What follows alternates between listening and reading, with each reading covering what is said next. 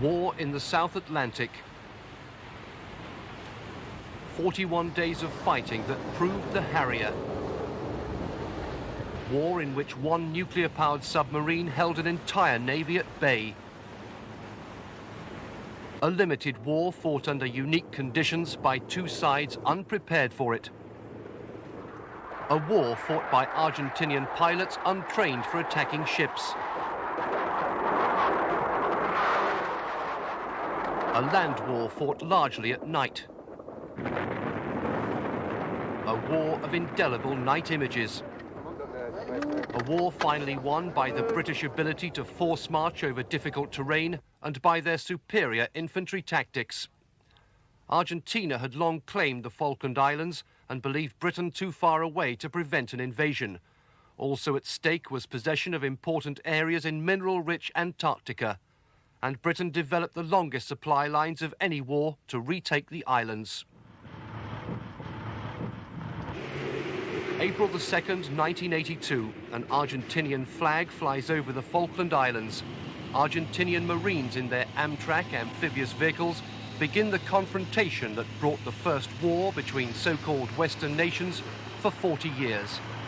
Operativo Azul, Operation Blue, was named for the sea, the sky, and the robe of the Virgin Mary, guardian spirit of the Argentinian forces. The invaders arrived believing they were liberating the Falklands from colonial rule. Local reactions indicated otherwise.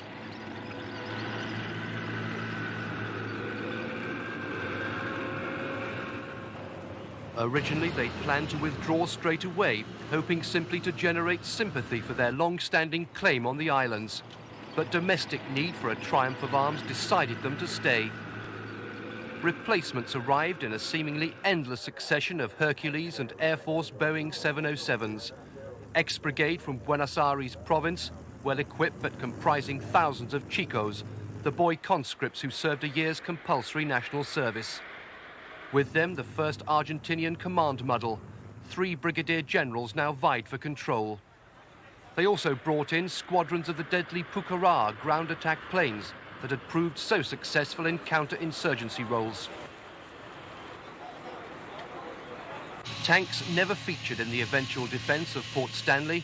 It would be a key to Argentinian tactics that their experience was as a politicized anti-terrorism force, unused to facing a professional army trained to NATO standards. Sure that Britain would do nothing, the Argentinians now withdrew the crack Marines who spearheaded the invasion.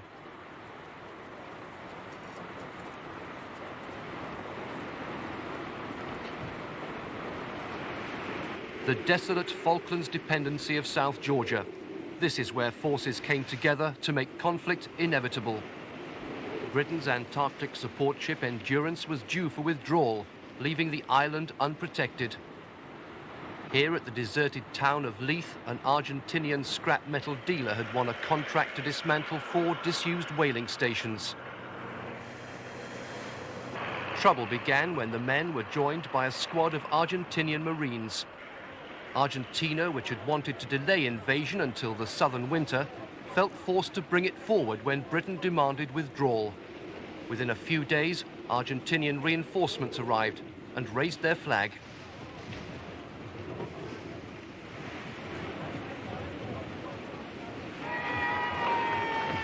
The ensuing conflict brought 2 quite different military commanders face to face.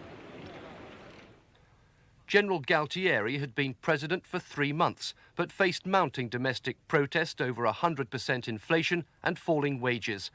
A man of action rather than foresight, he hatched a plan to seize the Falklands to divert public attention, believing Britain was no longer interested in defending them. Nonetheless, he was a soldier's soldier, commanding great loyalty from his troops. Admiral Sir John Fieldhouse was Britain's overall commander, but because he ran the distant battlefields from a control room in a London suburb, he got little credit at the time for being a clear-thinking strategist. Also, his extensive combat experience in World War II enabled him to steady jittery politicians during battlefield reverses. Admiral Fieldhouse's old ship, HMS Hermes, spearheads British Task Group 318 to regain the Falklands. Designed to carry to battle the Royal Marine Commando Brigade with their necessary assault helicopters, she was packed with 7 extra Sea Harriers and a squadron of anti-submarine Sea King helicopters. Most of the brigade would follow in the cruise liner Canberra.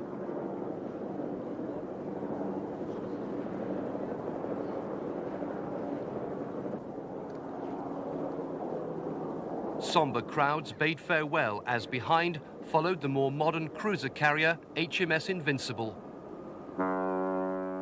Instead of 5 Sea Harriers, she now carried 8, but the task group's 20 Sea Harriers would be outnumbered 10-1 by the Argentinian Air Force. A makeshift naval force boosted by the secret departure from Gibraltar of 9 warships from a NATO exercise. They included 3 modern T-42 destroyers. 2 HMS Sheffield and HMS Coventry would not return. HMS Plymouth would be at battle in just over 3 weeks. 3 other frigates included the more modern HMS Arrow, whose sister ships Antelope and Ardent would be sunk by Argentinian bombs. HMS Antrim would join Plymouth in retaking South Georgia, while sister ship HMS Glamorgan would withstand a land-based Exocet missile attack. Altogether, 52 seamen would die in these ships. Sir Galahad left Britain next day, her name now synonymous with the task force's worst disaster.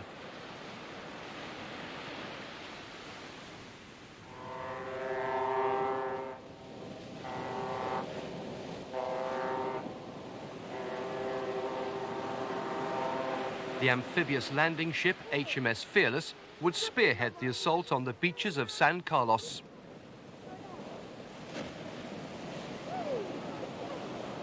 The North Sea ferry Norland carried the 2nd Parachute Battalion to its decisive battles on the Falklands. And with considerably more pomp, Canberra sailed with the 3rd Commando Brigade. At sea, the techniques of battle were honed, a flare hunted by a Sidewinder missile. These would be a major success of the war, downing more Argentinian aircraft than any other ordnance.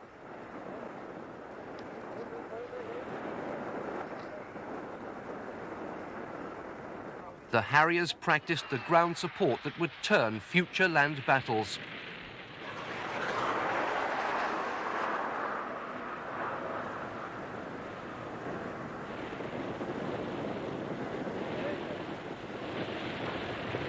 Deadliest of all, the cluster bomb. It broke Argentinian resistance at Goose Green.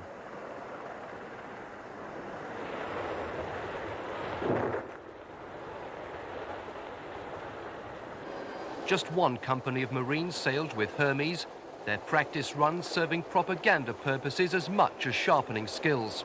With a belt of 50 rounds, load up, ready, pick a point, out to sea, stand by, stop! Troops used up 37 years of practice rounds preparing for combat. Anti-tank rockets would be devastating trench clearance weapons. We probably have to face their Air Force, and I don't know how much they'll wish to use of it. I'm actually pretty confident that we've got jolly good systems for dealing with it. This is no sort of puff. We actually have some very good weapon systems and sensors in the force, and some jolly good aircraft, missile systems, all that sort of thing, which is well able to deal with that. It's been designed to do it. I think it's pretty good. I think they'd be very ill-advised to try and take us on, because they'll suffer some very severe losses. I would put our chances as being considerably better than the opposition's. Task Group Commander Sandy Woodward. He'd later describe the conflict as a close-run thing. Ascension Island in mid-Atlantic, halfway to the Falklands and the vital staging post for supply and resupply. This was where the 100 ships of the task force could swap hastily loaded stores.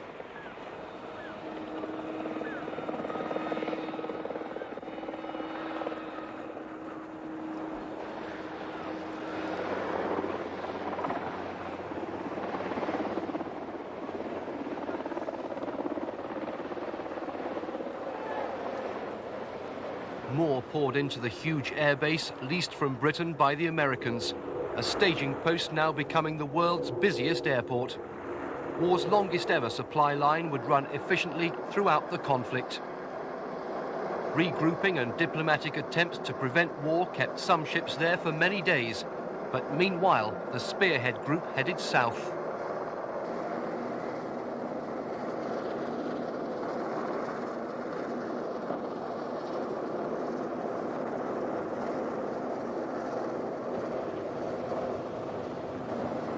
Britain now imposed a total exclusion zone to deter Argentinian reinforcements and launched Operation Paraquet to retake South Georgia and increase pressure on the Argentinians to withdraw. The battle group heads deeper into the South Atlantic, now one of 3 formations comprising 13 warships and 4 supply ships. Alongside Hermes, her watchdog, the frigate Broadsword, with its sophisticated Seawolf anti-air attack missiles. The heavy destroyer HMS Antrim had already been detached, destination South Georgia.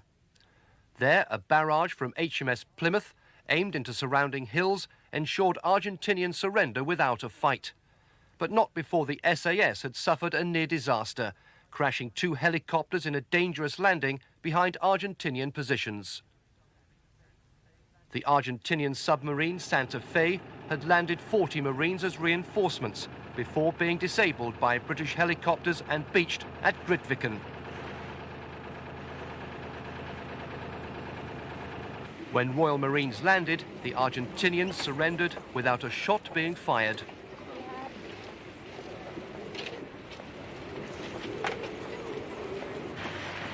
The British had regained South Georgia just 22 days after the Argentinians captured it.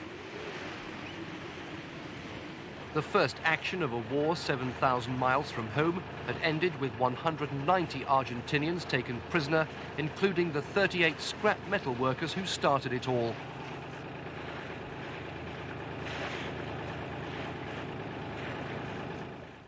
As the spearhead of the British task group entered the total exclusion zone, the Argentinian Navy was detected in what appeared to be a 3-pronged attack. To neutralize this threat, the nuclear-powered submarine Conqueror was ordered to attack the Argentinian cruiser Belgrano, considered the closest danger. Massed Argentinian air attacks provided the war's only air-to-air combat. More effective was the air-launched Exocet missile attack against the task group's radar picket ship, HMS Sheffield. The battle group entered the total exclusion zone on May Day. Sea Harriers